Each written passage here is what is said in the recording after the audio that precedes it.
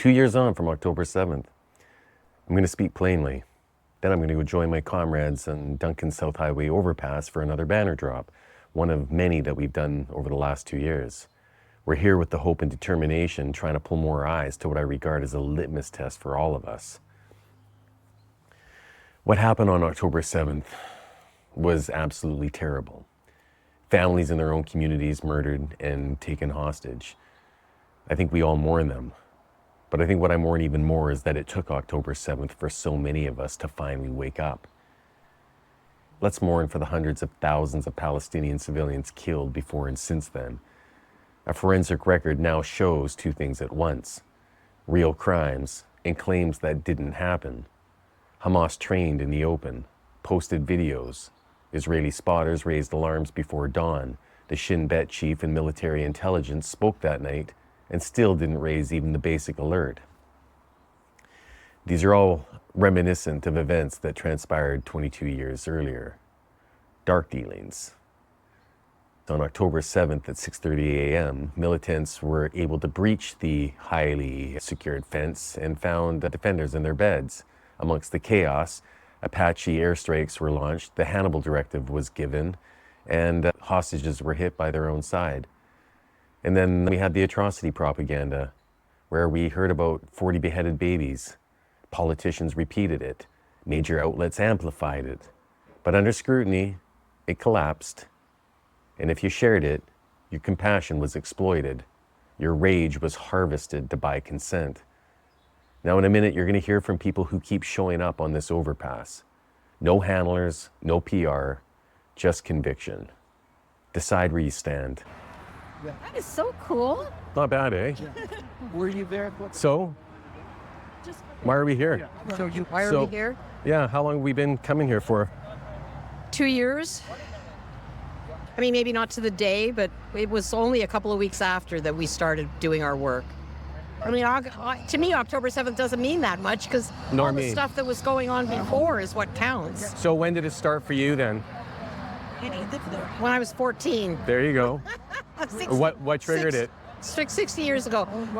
My grandfather explaining to me that there was no Holocaust in the Arab world, and an art teacher who was Palestinian that I had to help him clean up the art room. I asked him where he was from because he was clearly from somewhere. I was 14, a bit rude.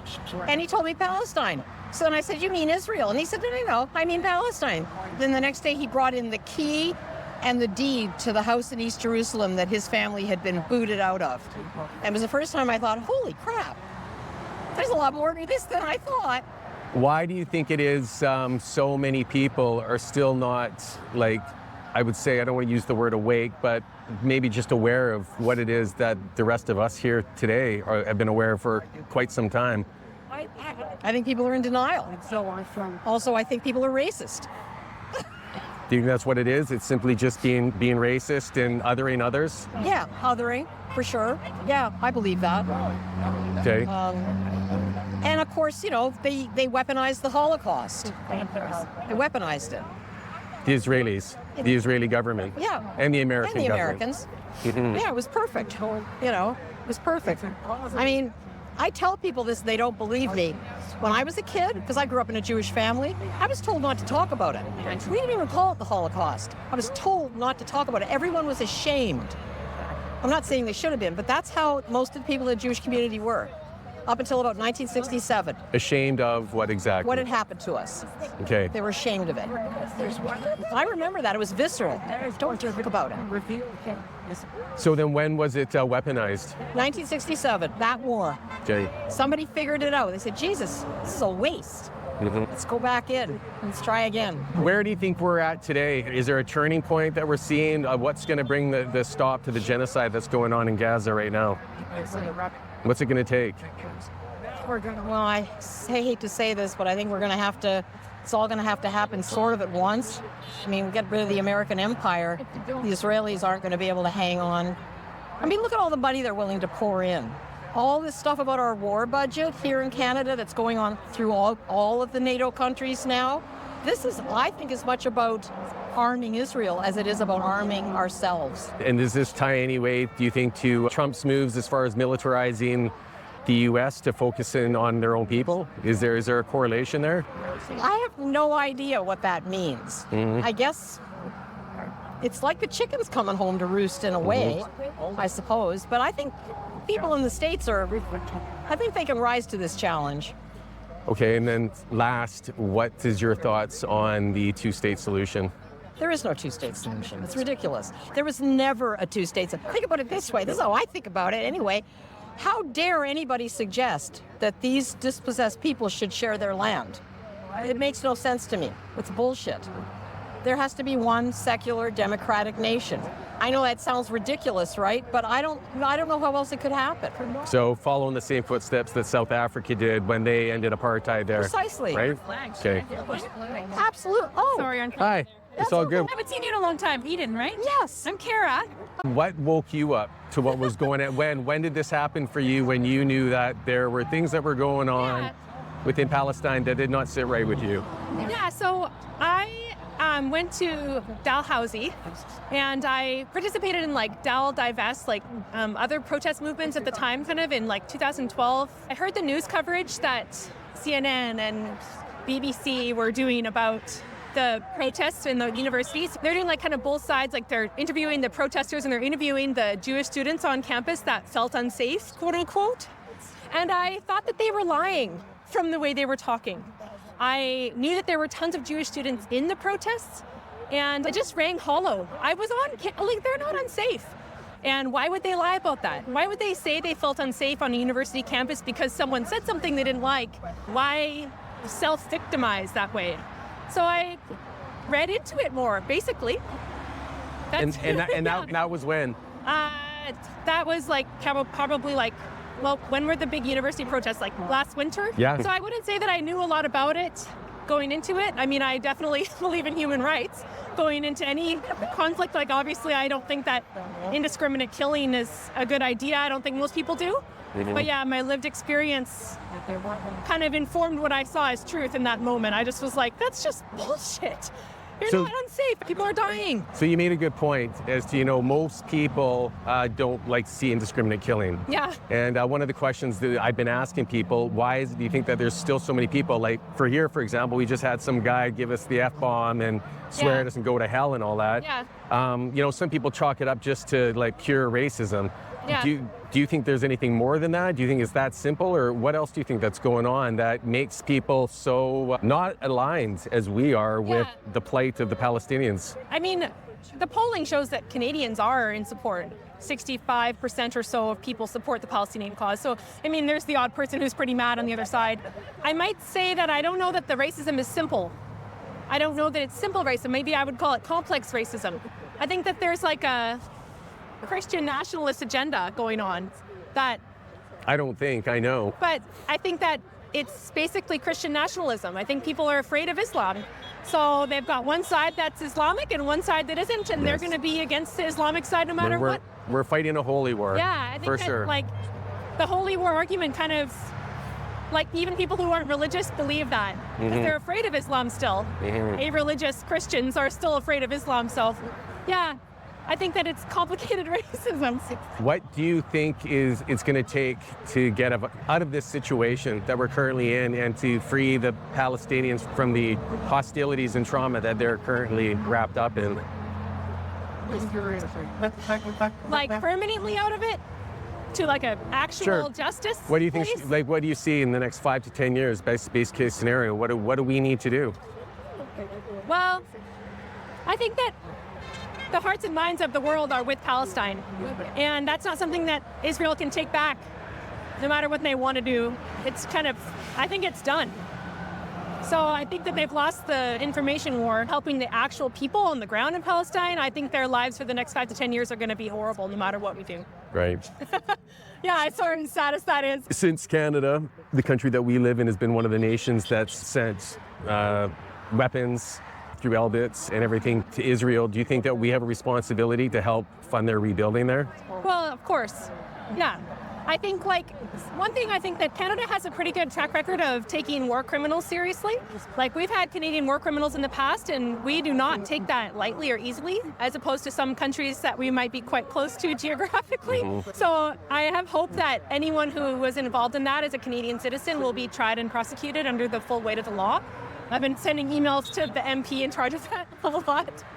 But, yeah, I mean, I think that giving Palestinians some statehood isn't going to change their lives in any meaningful way, but also what kind of path forward is there if they don't have statehood? Like, what's the alternative argument against that? Like, people are always like, oh, it doesn't matter. Well, at least it matters more than nothing.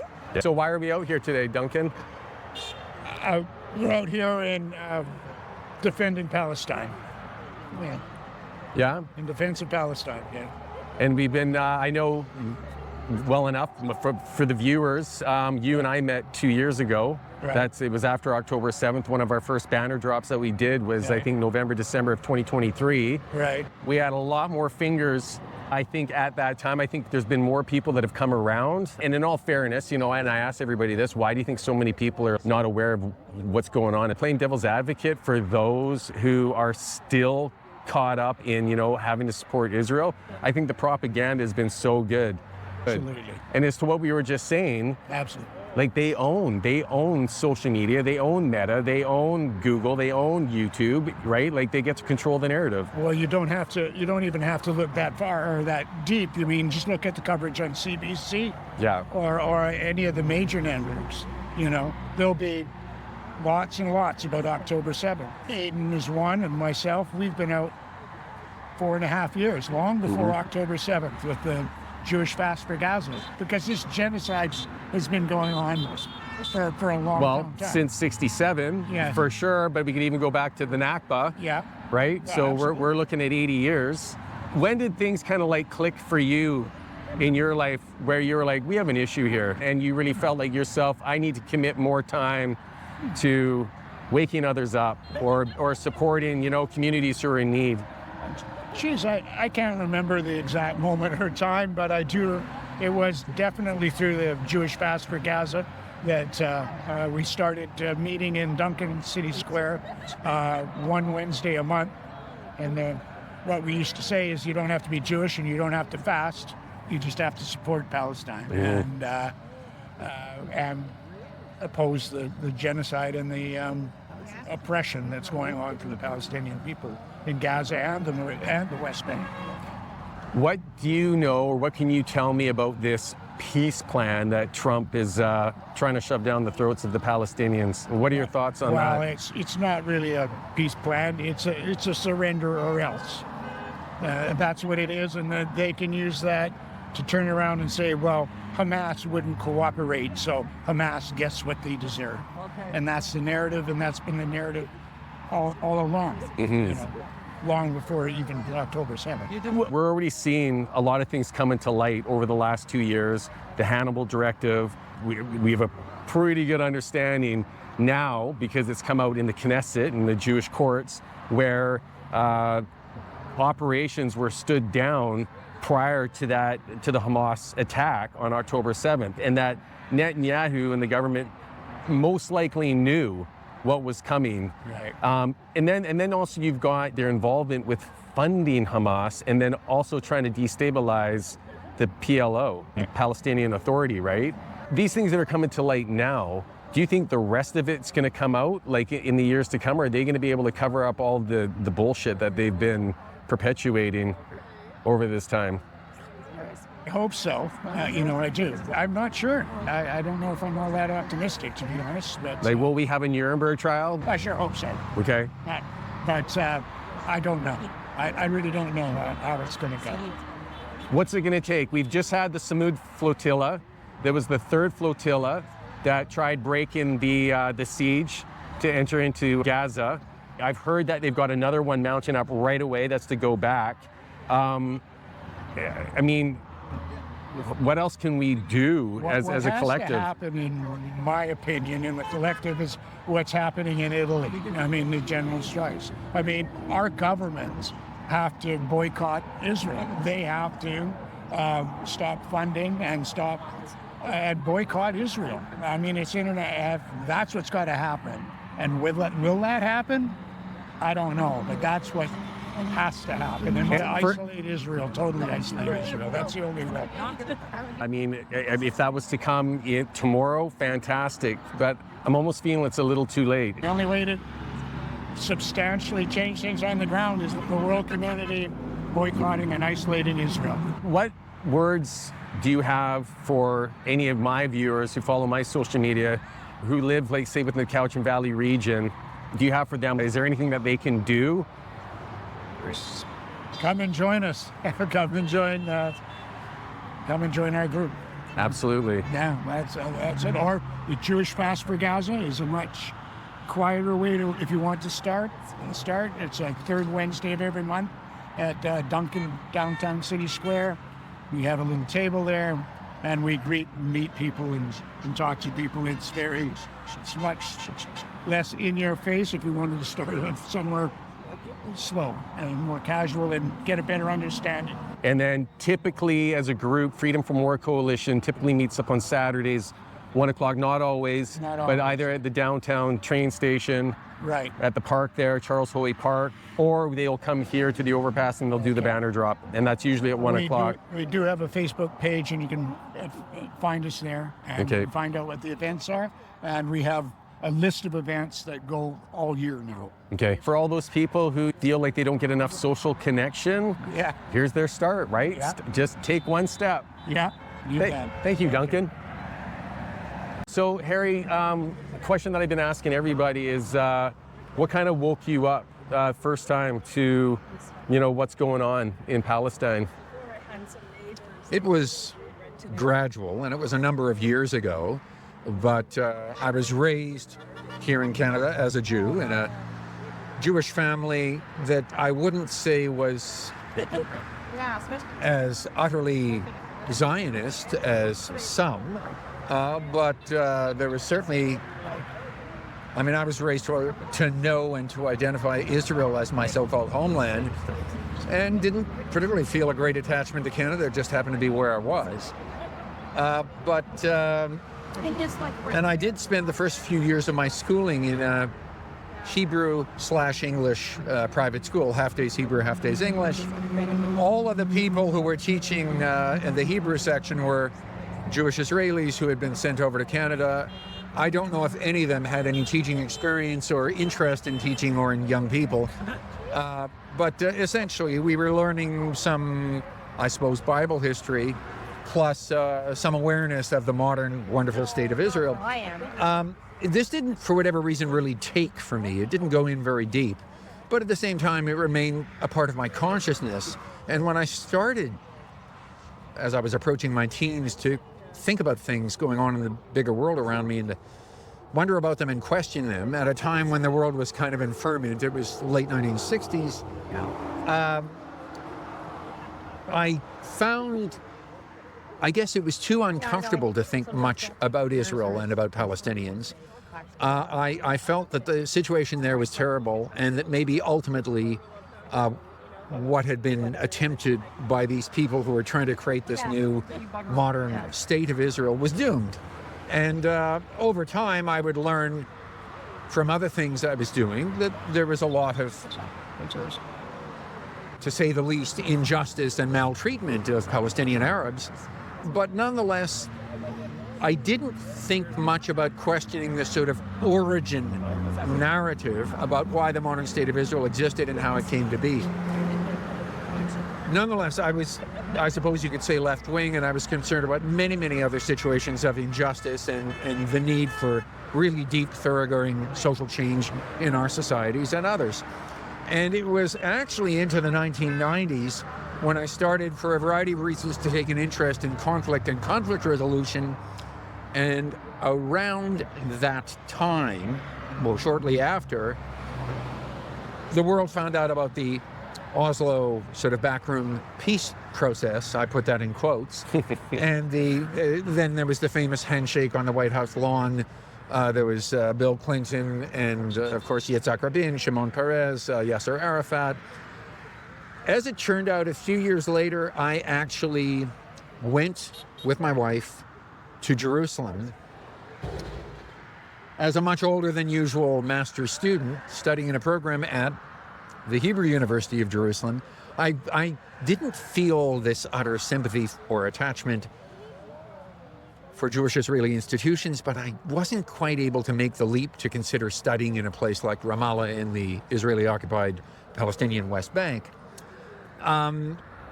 And so there was a mixture of things obviously going on underneath inside me. But I do have to say that it wasn't long after I got there before just being on the ground. And I'm a walker. I walk long distances and I walk all over the place. And that's how I observe things, get a feel for a place. And being in Jerusalem, at that time, there was no actual physical wall trying to divide the Palestinian and the Israeli sides, which is snaked through the West Bank, stealing all kinds of territory. So I was meeting all kinds of people, Palestinians as well as Jewish Israelis.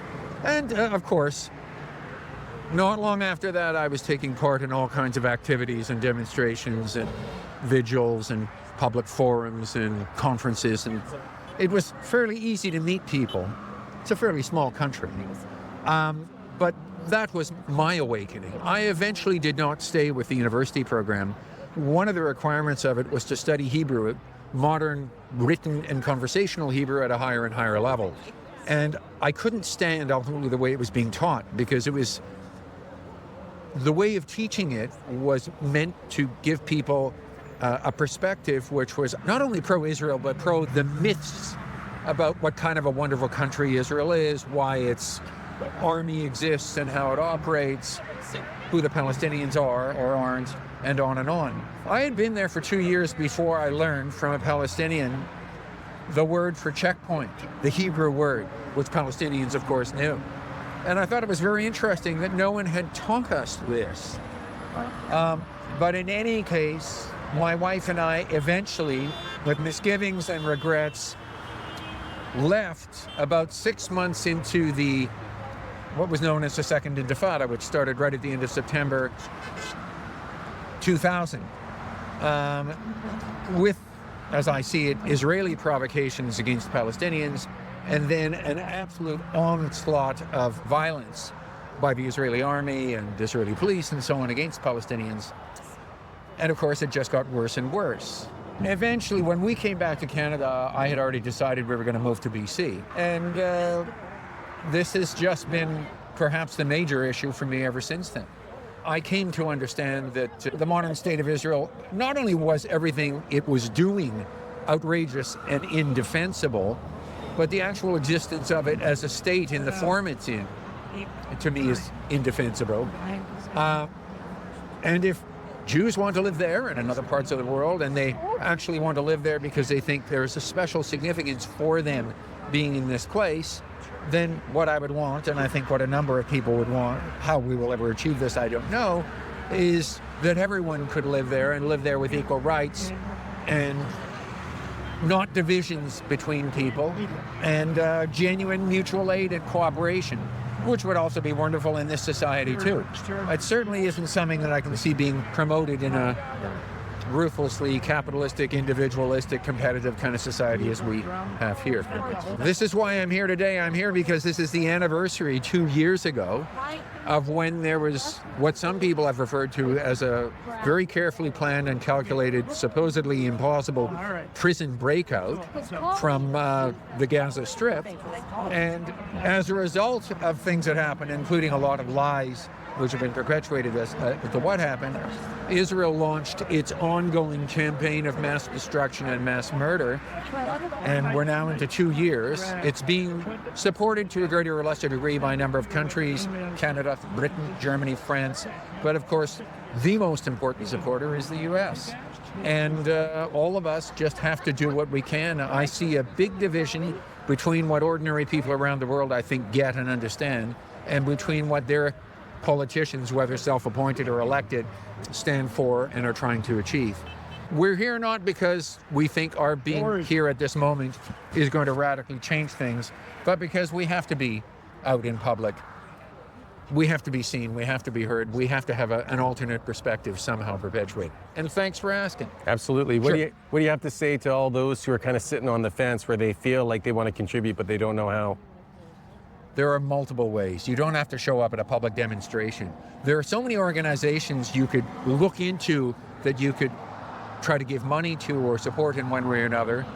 There are efforts continuously for medical personnel, some Canadian, some British, some from other countries, to get into the Gaza Strip for a period of time and work in these utterly besieged, attacked, close to devastated Palestinian hospitals and clinics. But there are many things people can do. But one thing they can do is make themselves look at alternate sources of information. Don't rely on, for the most part, the mainstream media. There are some good newspapers. I'm quite impressed generally by the coverage in The Guardian. I'm certainly impressed by Haaretz, Haaretz, in Israel itself, although it's been very marginalized by many Israelis. And there are human rights organizations. You can look at the reports from Amnesty International, Human Rights Watch, B'Tselem, which is an Israeli human rights organization, and others. Al Jazeera as a news network.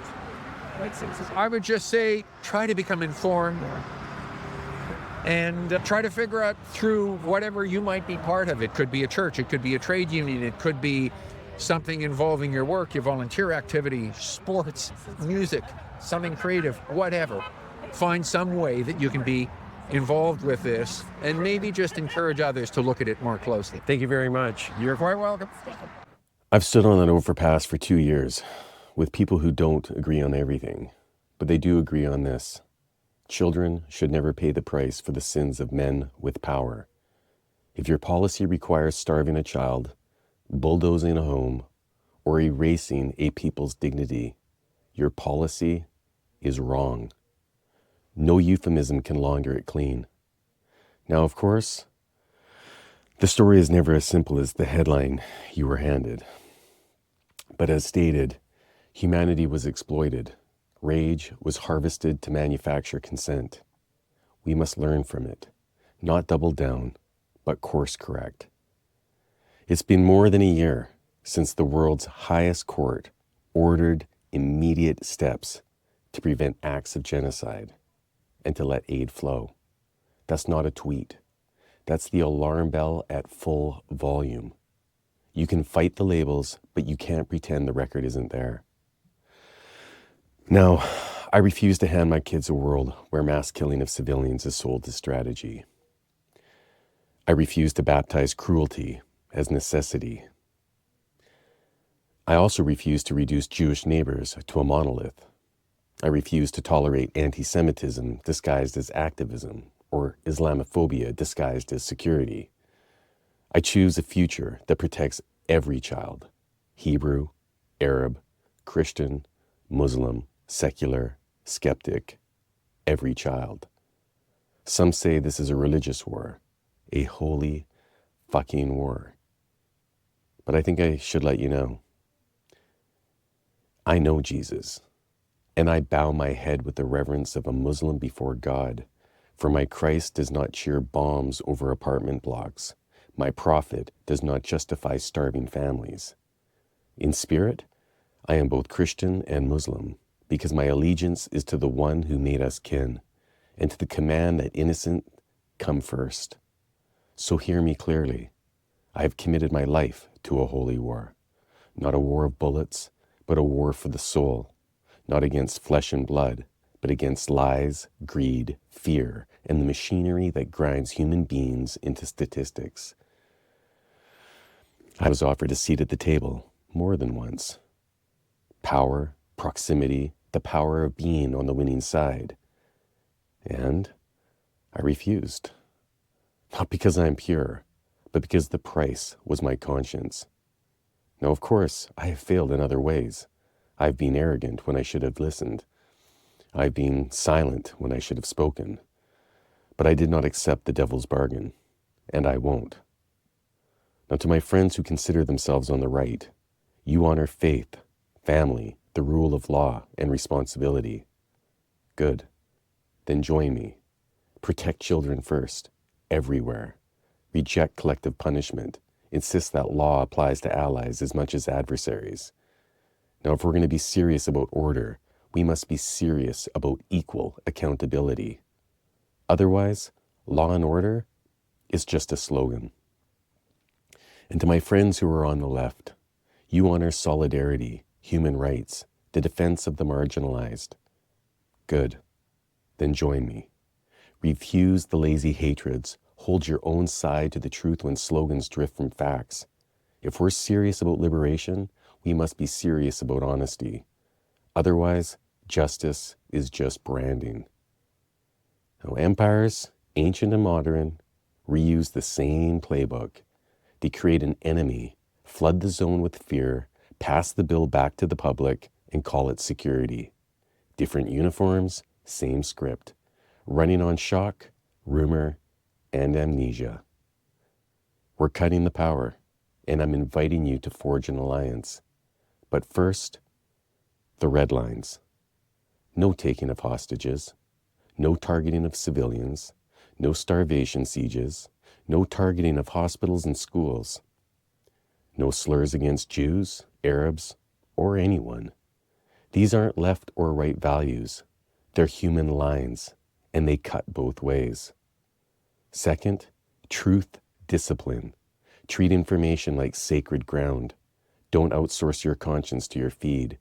When I bring you claims in future videos, I'll show you where they come from. Curiosity is how we rebuild trust. And third, courage without contempt. Be fierce and be fair. Call crimes by their names, but don't let hatred colonize your heart. The instant you dehumanize your neighbor, the empire has already won. We need to keep showing up. Guard our speech from poison and our minds from laziness. We can teach our kids to hold two griefs at once and still choose mercy. We insist that leaders act like leaders, not advertisers for war. We remind each other again and again that the point is not to win a comment war. The point is to save lives and save our souls while doing it. I'm going to end where I began. No child should be the price of any man's ambition, and we refuse to be trained into hating each other. If this resonates, even a little, I ask you to share it. Challenge it. Bring me your sources, your questions, your best arguments. Show up next time on the overpass or down at town square, in your own town square, with your own sign, your own voice. Peace.